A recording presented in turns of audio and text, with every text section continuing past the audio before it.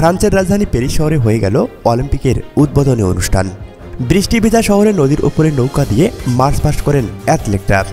অলিম্পিকের ইতিহাসে এবারেই প্রথম কোনো স্টেডিয়ামে নয়, উদ্বোধনী অনুষ্ঠানে দেশগুলো প্রকাশ্যে এসেছে নদীর উপর নৌকা করে।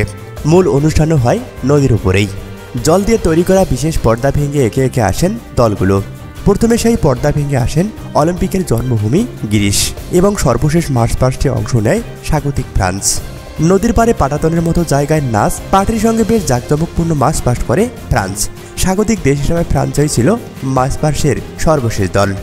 অলিম্পিকের ইতিহাসে এই প্রথম উদ্বোধনী অনুষ্ঠান হলো স্টেডিয়ামের বাইরে।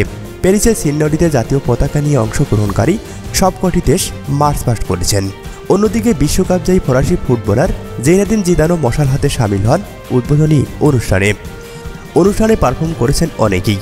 ফরাসি ভাষা জানা শিল্পীদের মধ্যে সর্বাধিক জনপ্রিয় শিল্পী এই অনুষ্ঠানে পারফর্ম করেছেন। তার সঙ্গে রিপাবলিকান গার্ডের বাদ্যযন্ত্রী এবং ফরাসি সেনার শিল্পীরাও গাইলেন। নটরডামের সামনে পারফর্ম করেছেন তারা।